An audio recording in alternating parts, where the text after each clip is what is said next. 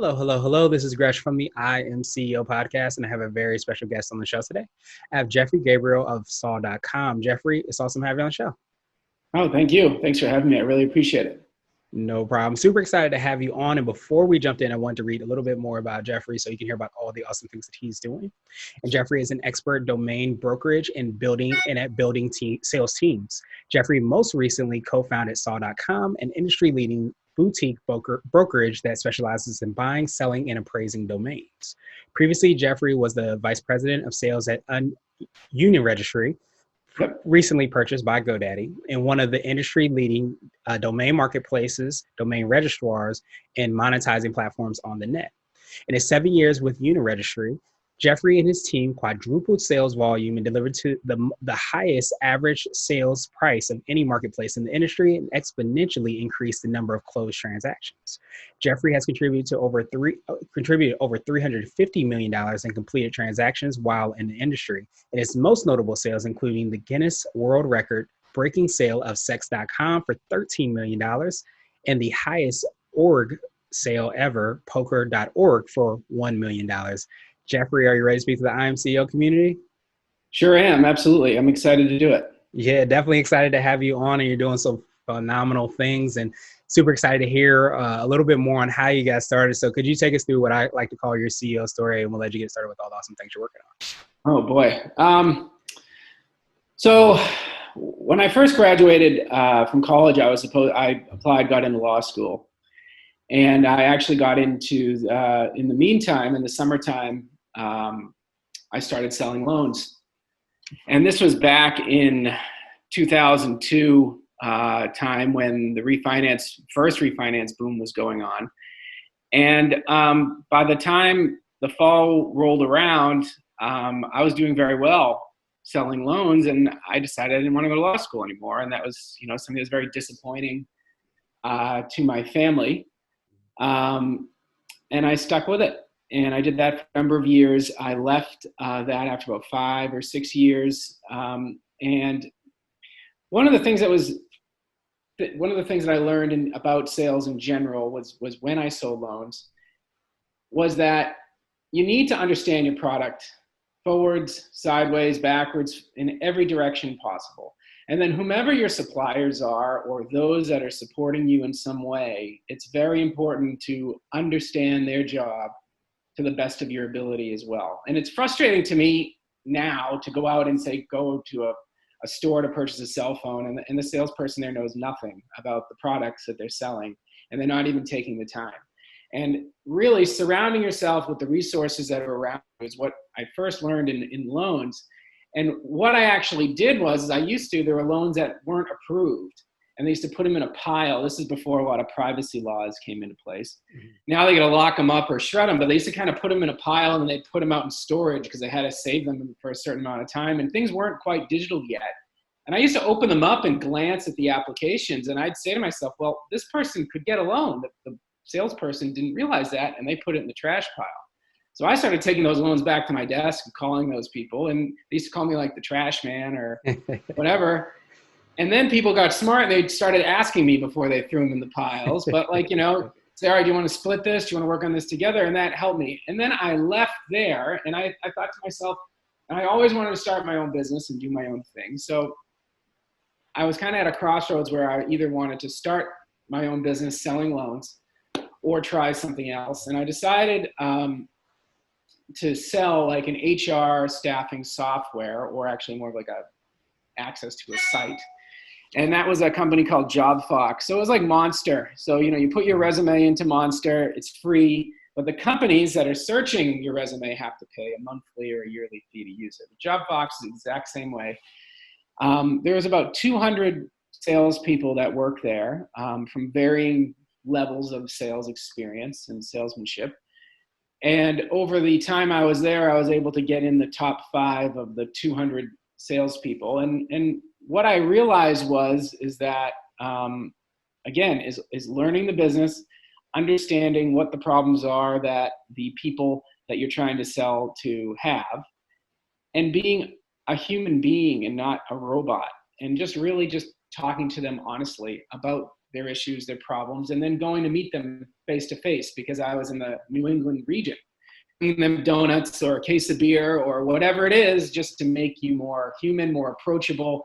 And then you could really start to extract the true objections or the issues that they're having, and trying to find a solution to find your way in there, you know? Then 2009 happened. So we can all take a pause there. How old are you, Gresh? I am 33, so I was just graduating. So you just graduated, and you're probably like, I'll take anything at this point. Right? Pretty much. And I got anything. Yeah, so did I. So, I mean, I worked in a warehouse as my first job. So, you know, you take what you can get. So I got laid off, and so did about 150 to 180 of the salespeople. They closed all the regions down except for the Washington, D.C. office, pretty much. And then they eventually closed that down for the company I was in. And I left the loan business, which totally melted down anyway. Then I was in staffing or hiring. That melted down and went down to the ball of flames. And what I did was I ended up just picking up the phone and calling companies I thought had a really cool business plan, and companies that I wanted to work for. I wasn't even sure if they were hiring for the jobs that, or a job that I wanted, which was in sales. So I ended up talking to Zipcar, obviously familiar with them. They were just getting started in Cambridge, Mass. HubSpot, a lot of people know who they are. They were a very small startup. They probably had 40 or 50 people total at the company back then. And then there was another company called Cedo. Cedo is a domain marketplace, and they're based in Cambridge as well. So I ended up kind of wedging my way into Cedo. They gave me a shot, and I went in there, and the salary, the funny thing is the salary they actually offered me was less than what I was making on unemployment. So I needed to sell and be successful, or I would make less money than the fraction of what I was making prior to that. And I took it, and because I knew I was, confident in my sales abilities, and it also kind of lights a fire under your ass to get out there and hustle and make something happen. And I think I did. So in joining the industry, and then at the end of my, towards the end of my first year there, I sold poker.org, which broke the first .org sale. And then a year later, I sold sex.com for $13 million. That at the time was the biggest Guinness Book of World Record domain sale. It's not anymore, but that's great because it shows that the values of domains are continuing to climb. And I really enjoyed working there, but the itch to kind of go out on my own was something that I had from when I graduated college. And really prior to that, I always wanted to kind of do my own thing. And I left, and I teamed up with two other people. We launched our own business, and it was called Igloo. Igloo.com was sold to a company called Brand IT. They do brand protection, and I ended up leaving there and joining. The name of the company at the time was Domain Name Sales, but we rebranded to Uniregistry. And I went down to the Cayman Islands, where the opportunity was presented to me. It was me and three other salespeople, and together with those on my team, we grew it from 4 to 40 salespeople. And our first year, we did about $12 million in sales, and then the year prior to me leaving, we did about $60 million in sales. So you can see the difference in growth there, and it was a wild and wonderful ride. I was there for 7 years. I made a lot of friends. I had an awesome experience. I learned an immense amount of things. I certainly learned how to fail, because I did plenty of that there. It wasn't all smiles and sunshine all the time. And but I realized that when I looked in the windshield of my car, and I looked in the rearview mirror, I kind of saw the same thing. And that means that I kind of hit that plateau at the company, that I had a great job there. I had the admiration of a lot of my peers. But I didn't feel like I was progressing and growing and being as challenged as I was prior to when I started there. And I really loved those first 5 years, but I think the last 2 years, it just kind of leveled off. And we still did a lot of innovation, but it just wasn't as exciting as it was before. And, I kind of saw the writing on the wall a little bit that it was time that the company was going to be selling. And I also, I'm not working at CEDO. It's a very large corporate company. And I knew that I'm not really one for the, the hundreds of people and all the different departments and all that kind of stuff. I'm more of a laid back, more of a startup. I like the thrill of the kill, the excitement, trying new things, kind of person. So my wife and I and my kids were born in the Cayman Islands. We packed up the house, sold the house, moved back here to outside of Boston back in last fall. I met a friend that I worked with at Igloo, who's a wonderful salesperson. Her name's Amanda Waltz. We went out to lunch and we decided to launch Saw.com together. So in the end of December, prior to that, we were getting technology together, getting a CRM going, working on our branding, working on the website, putting all that together. We launched at the end of December, and then our true launch, I'd probably say, is really like January.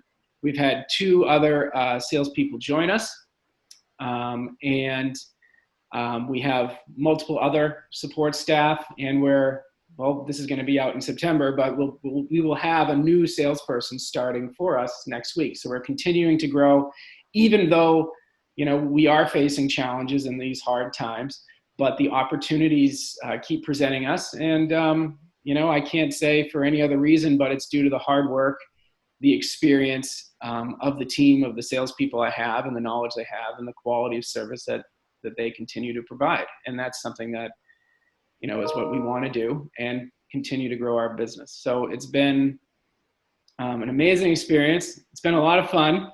There's been a lot of sleepless nights, and I'm sure you know about those. Unfortunately. Yeah.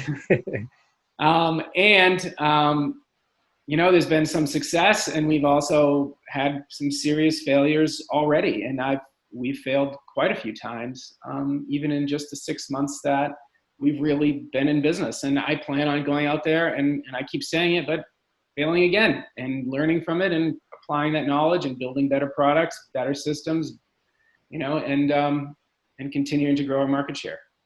Yeah, well, that's absolutely huge. And I love what you said about, being frustrated by going to, the different stores and seeing how people didn't really know their product and service that they're talking about, that they're supposed to be the expert at, they're supposed to really know. And it just goes to show, as you said, they're just putting in that work and putting in that time to become really great at your product or service and know it front, back, side to side, up and down, allows you that opportunity to really communicate and create those kind of win-win situations that you referenced as well too. So could you, I guess, take us through a little bit more about Saw.com so we can figure out what we can find there, and what you feel kind of is like your secret sauce for either yourself or the company and makes it unique?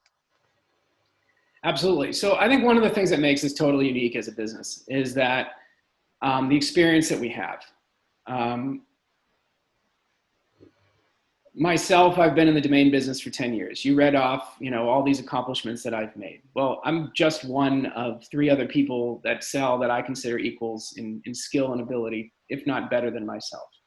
I already mentioned Amanda. I have another person I've worked with for close to 10 years, it's been 8 years, is Brooke Hernandez. She's been in the domain business for all that time. She sold tens of millions of dollars worth of domains. And then I work with another gentleman, Robert Wilson. He has sold tens of millions of dollars worth of domains, and us coming together, it's a wealth of knowledge. I think the average amount of experience is immense. And I think when clients come, some of our competitors are more of a very quick and transactional style of selling. What we would like to focus on are really 3 main parts of our business. Mm-hmm. The first main part of our business is, a lot of times in this is your entrepreneurial show where you're targeting entrepreneurs, is that we work with many entrepreneurs, startups, or companies looking to launch new products or services. So companies will come to us, and this is one of the parts I absolutely love about my job, is talking to somebody that is about to launch and they don't know the name of what their business should be.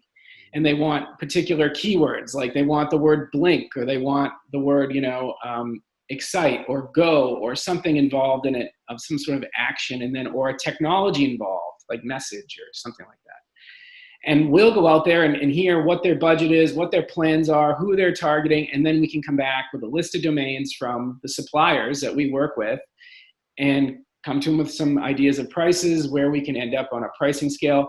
And then even as sometimes we can work with particular sellers who allow the buyer to pay for the domain over a period of time. Could be as much as 5 years. I mean, it really depends.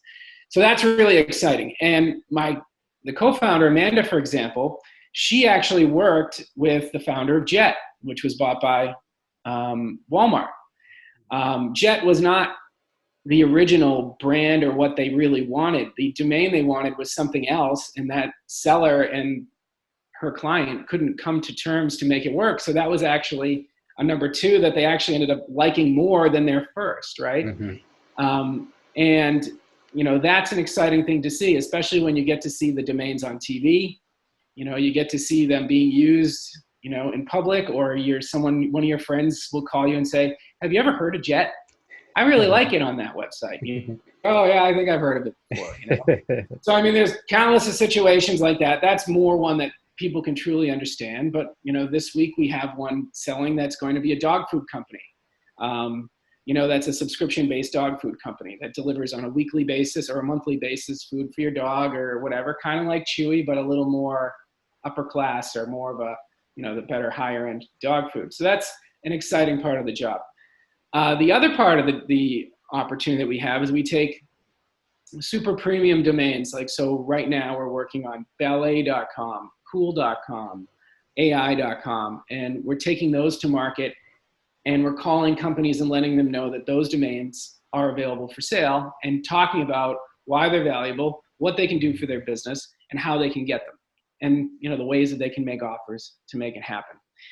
And then the third and other major part of our business, and we have about almost 50,000 domain names that are for sale pointed at our website right now with our for sale landers on them, saying that the domains are for sale, is we represent domain investors that own large portfolios, and we negotiate and represent them in the process. And what we do is, we talk to buyers about their budgets. We help them understand why the domain is priced, what it's priced for. We provide comparative sales, other metrics to help them understand why. And I think that's one of the things that I've realized is a lot of people don't know why domains have such price tags and why they're priced the way they are.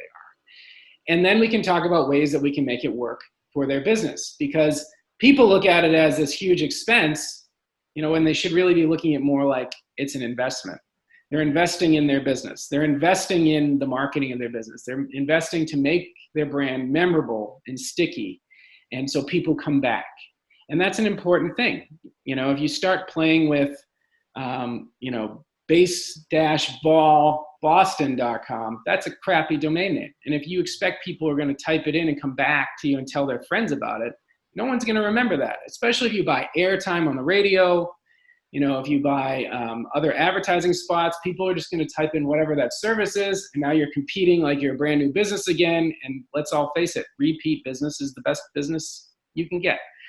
Sorry, I'm going off on a little bit of a tangent, but in essence, those are the three main silos of business that we have. We're working on another one as we speak, but I can't really tell you more about it.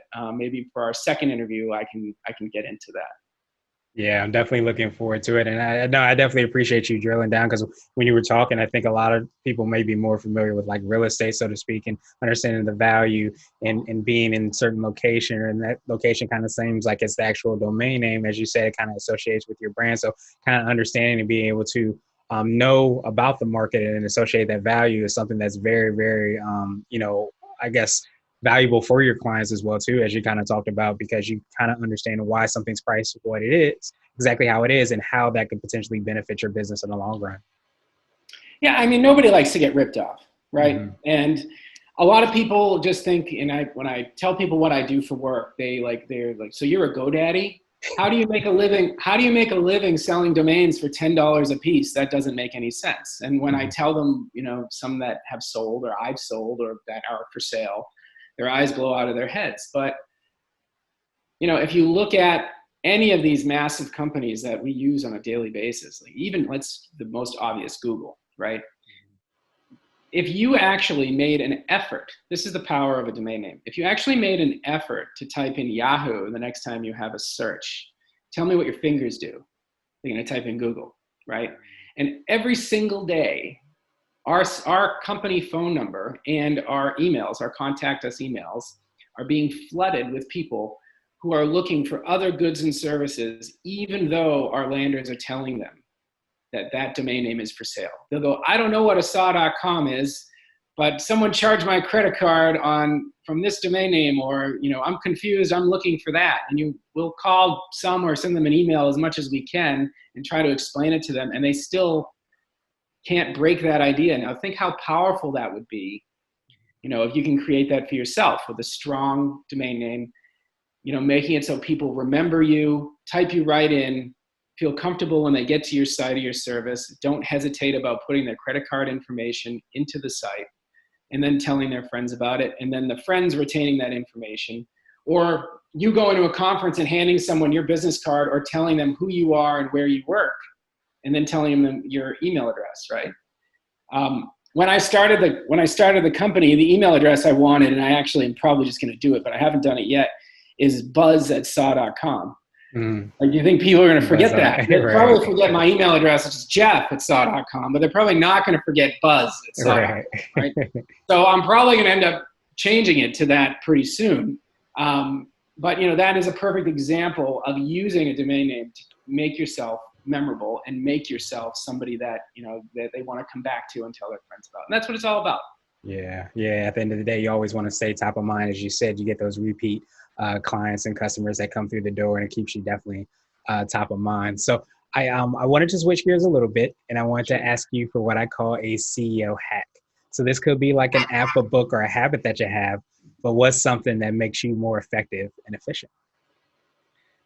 Something that makes me, it's actually really basic, and I tell every salesperson this on the planet. I call it my money list. It's probably been in a lot of sales books, but I just kind of found it myself. And every night it helps me sleep, because you write down the things that you need to do the next day, and I list them in a way that's probably going to make the most money or be the most effective for the business the fastest. And until those things are done, I don't really do much else. I see people, when I managed all those people in the Cayman Islands, that someone would come to work, they'd have their cup of coffee, they'd look at their email, they'd check the news, and then they start getting going. Well, whatever came in on the email that you're reading probably isn't the most important thing that you should be working on. And you should really be focusing your day on those things, and then jumping into calling certain people that you have set up. Because the point, in my opinion, is in sales and in my life, is momentum. It's the feelings of momentum. It's the feeling of success. So if I can start my day and knock out 4 or 5 good items that make me feel good about myself, and then I can have a couple of good calls, and it's not even like 10 or 10:30 yet. I mean, I carry that momentum into the rest of the day. And then I'll have lunch. I usually work out at lunch because that re-energizes me. I'll do like half an hour as intense workout as possible. And then I'll come back, and if I really had that strong morning, I can finish the day for another 3 or 4 hours really hard. I'm not looking at the clock and saying, oh shit, it's 1:30, like this day is dragging. Like, I don't have days like that, because I come in with the energy and enthusiasm to go and get those things done. And as painful as they are, you do those first, to work on those, and then those other items that might not be as time sensitive or will take up a ton of time and not yield much money or much opportunity, you get to those when you can. And if they have to go to tomorrow, then so be it. And you got to work on those. But that person just sends you an email, your friends in your WhatsApp chat sending dumb pictures and whatever it is, that is not important right now. You are working on your list, you're making a certain number of calls, you're following up with a certain number of people, you're putting together certain opportunities, and then you're sitting there and saying, holy shit, I got a lot done today. And those days I think are the best. And then you come out of work, you feel kind of energized and ready to go. And then I also think a CEO hack is having a happy home. I think it's a really important thing, and it will weigh on you if you don't have a happy home. Now, whatever your situation or your lifestyle is, that doesn't matter to me. But being able to come in the door and, even if I have a really tough day, I always try, and I always have a smile on my face. My kids see me, I'm happy. My wife sees me and I'm happy. and I try to come in with a level of happiness. And even if I had a really bad day, I try to hold it until after dinner and the kids are in bed, and then I'll hopefully tell my wife that, this bad thing happened, or this bad thing. You don't want it to set the tone, and you don't want it to be every day that daddy is pissed off coming home. It's just not a good feeling. And your kids sense it. So when you come home angry, they kind of start acting up and they're not happy. But if you come home happy, they kind of mirror you, and then the night is better. And then sometimes I'll actually forget about my issues, and I don't even want to talk to my wife about that, or ruin the night, or poison the well, or the weekend, or whatever it is. And that has led to just a much more positive feeling about myself. I think my wife's probably happier over it too, and that helps me remain motivated and productive as a CEO. So that's it. Nice. I absolutely love those hacks, and I think, as you said, most recent one, making sure you have a happy home, because I think that so many times we think about business, sometimes we don't think about the human aspect of business, not thinking about being happy, and how that not only helps you out in that moment, but also translates into your actions and everything that you do. And of course, being able to have that money list, but I love the name of that, is just making sure that you are prioritizing and you're being very focused on what exactly you're doing from an action standpoint. And I think so many times you just kind of roll into the day, or you can roll into work, when if you have a plan, you have it in place, these are my high priority things that are going to help, generate more revenue. This is exactly what I'm going to focus on to make sure that happens. So as you said, you get that jump on the day. By 12 o'clock, you've done sometimes more than what people have done their entire day. So that's an extremely powerful hack. And then I got, I'll go home, I'll have lunch, work out for a half hour. I'm back at it like 1:15. Mm-hmm. And then I say to myself, all right, I got like 4.5 more hours to hit it again. And then you can double it up, and then you can reward yourself. Like, if you have a really great week, why not leave at noon on Friday and go hit the links? It doesn't matter. Yeah. You can reward yourself. So, it's not all just about working 60, 70, 80-hour weeks. It's not about that. It's about making the best use of your time when you're there, and being effective with it, right? Yeah, absolutely. I always say keep your oxygen mask on. And when you have your oxygen mask on, it allows you to be more successful. And one of the ways when you do have those really great weeks, those really great days, and to reward yourself because you deserve it, because you put in the work and the time. It's not about the time as much as how efficient you are. Yeah. So absolutely love that. And so now I wanted to ask you for what I call a CEO nugget. So this could be a word of wisdom or a piece of advice, could be around domains and registration and branding, or it might be something you would tell yourself if you were to hop into a time machine. Where would the time machine go back to? Wherever you wanted to go. Wherever I wanted You're to driving. I think, it's funny. I'm not that old. I just celebrated my 40th birthday. But Happy birthday. Looking back, thank you. I celebrated the end of April. Mm. I was pretty anticlimactic with everything going on. Yeah. But I'm happy that it was a healthy one. I had a May birthday, so I know what you mean. Yeah. So there you go. Right. Yes. I think it's a couple of things. I think the nugget is, and it's going back to the happiness and being happy with your family. I think in my younger years, and then when things are coming my way now, I look at it and say, wow, if I was 10 years younger, I would certainly act a lot differently about this than I would now. And one of the things that I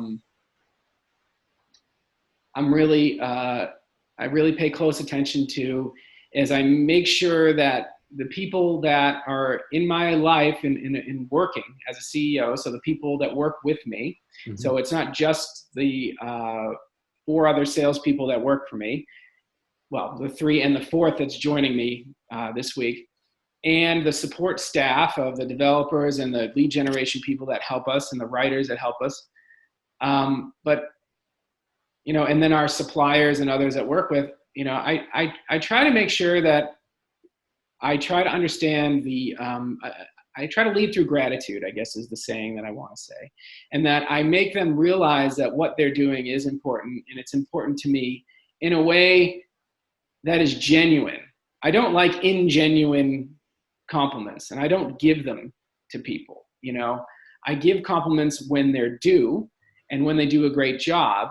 And when someone's struggling or having a hard time with it, instead of telling them they suck or that they're not good at something, you offer help. and you let them know that you understand the hardship that they're facing and the troubles they're facing. And to be honest, I mean, I think we all kind of went through a little bit of a dark period from, the beginning of March, going through this virus and being in quarantine and coming out, and me transitioning from moving from the Caribbean to being trapped in my house for 3 months was hard. There was some hard times of that. And, I leaned on some of the people that I work with in my family to keep me motivated, and they leaned on me, right? Versus sometimes people that when they open up their vulnerabilities, they're used against them. And that in an employer or someone in a power position doesn't give a shit about those working beneath them. And that's not good. So I think that's really important, is caring about those that work with you, that help you be successful. I think that's the number one nugget, no matter what business you're in. And you'd be surprised that when people don't feel appreciated, they either stick around, but they don't care. So the quality of work isn't there. And if they haven't left, they're probably looking for something new. And appreciation sometimes is worth a lot more than money, in my opinion. But again, you got to be genuine. You can't be, people can sense when you're not genuine about these things, and it becomes very evident. And I think if you're not acting that way, I think you should probably really think, do you want yourself as a boss? Do you want to work for you? And really ask yourself that. And sometimes now that I'm looking back, when I was a boss at Uniregistry managing 40 people, I was under a lot of pressure to deliver. And sometimes that pressure had me be that boss I probably didn't want to work for. And I regret, sometimes the way that I acted, and you just got to learn from it and do the best you can to fix that, and be the best CEO or boss or manager, whatever the hell you want to call it, that you can be. And that's all I'm trying to do. Yeah, that's all you definitely can do. And I think it's important, of course, to give ourselves grace. That's been my whole kind of theme during this whole entire thing, is to kind of not understand the difficulty, the frustration, the disruption, and everything that's going on, during this time, and just understand like how difficult it is. But as you said, I think it's so important to be able to put yourself in somebody else's shoes, to be able to practice that gratitude, practice that appreciation, and understand that, because it's something that has, completely affected everybody. But at the same time, I think it also is really important as a leader to kind of set the stage for how you want everybody else in the organization to be as well too. And I think if you're not doing it yourself, then why should you kind of expect everybody else to do it as well? So I think that's a great nugget. Absolutely. And even in normal times, life is hard. Yeah. Everybody faces challenges. Everybody has issues, and I know, okay, we have personal days and things like that. It's more than that, and people have hard times, they have bad days, they have bad months, and we all have to acknowledge that and help people and be understanding of that. So, that's it. Absolutely. And so now I wanted to ask you my absolute favorite question, which is the definition of what it means to be a CEO. And we're hoping to have different quote unquote CEOs on this show. So Jeff, what does being a CEO mean to you?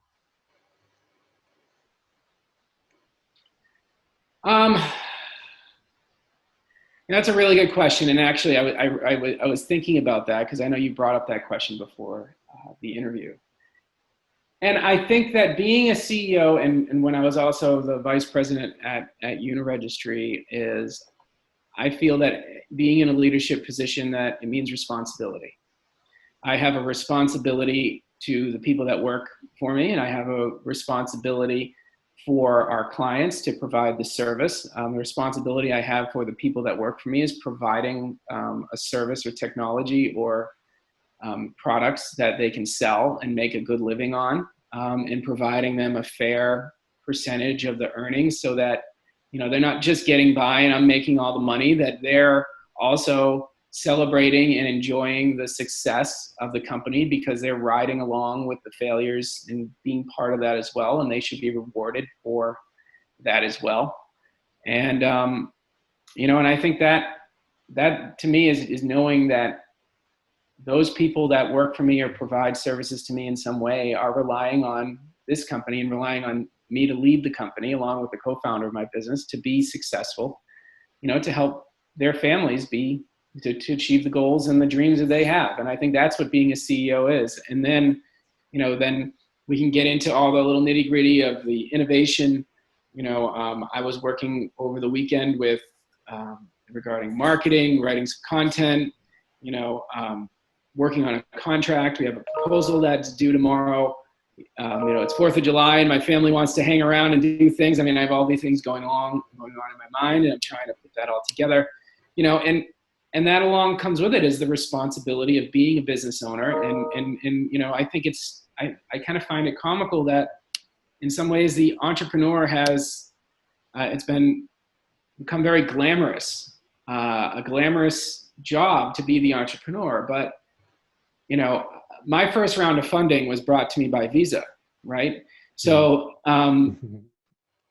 being the founder here and being self-funded, there is no legal team back here, and there's no marketing team back here, and there's not a huge development team of 10 developers. We're a small business, and so I got to roll up my sleeves. I got to be the revenue producer. I got to do business development. I got to sell domain names in order to pay the bills.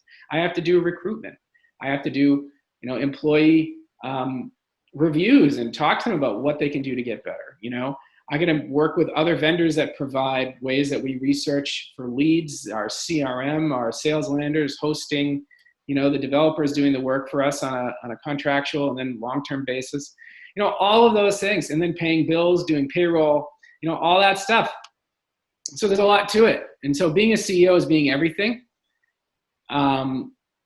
And the funniest thing is me listing all those things. I've never been happier at work in my life, and I'm really enjoying it. And it certainly is stressful, but it's certainly more rewarding than it's the most rewarding position that I've had. And I'm really excited to see the people that I work with become more successful in the business than ever. And I can't wait to help use my knowledge and connections and the technology and the services we continue to build to help elevate them and to help our customers, extract as much revenue as possible out of their single name or their portfolio of names, or get the domain name that you really wanted for your business at terms that make sense for the business, and that's what we're trying to do.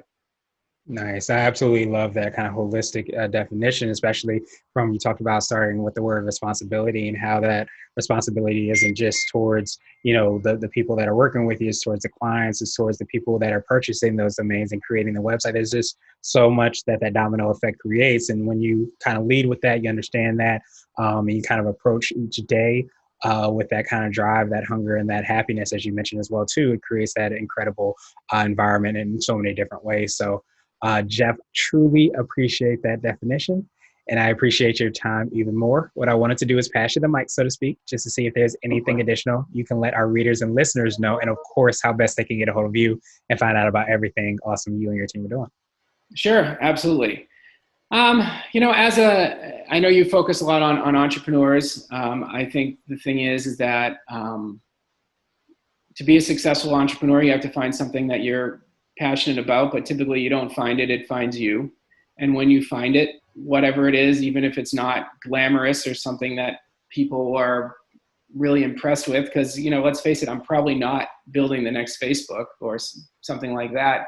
That doesn't matter, and the hardest part is starting. And once you start and you put that passion into it, there's really no stopping it. And it's just in the 6 months that we've truly been in business, I am, through the pandemic and all the other challenges we've faced and what you might face as a business person, it's awesome to look back and just see the things that, you've done. And us as a business, our website is not the whole business. There's a lot going on behind the scenes. There's a lot of research going on. There's a lot of sales happening. There's a lot of just all kinds of things, building of products and things like that.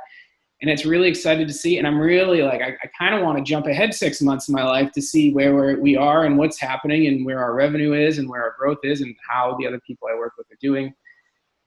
And I think that's what the exciting part is, right? And if you get into it for the wrong reasons, because like I was saying before, this is really a labor of love, I don't think you're really going to enjoy it. And I think that it's going to be a tough, non-glamorous job. And, sometimes I'll watch like Kitchen Nightmares, and you'll see that the person who's running the restaurant really isn't passionate about being a cook or owning a restaurant. They just are there, and it shows, and, a weekend with Gordon Ramsay whipping you into shape and changing the chairs and the paint in there isn't going to do anything about making you passionate. It's just not going to happen, right?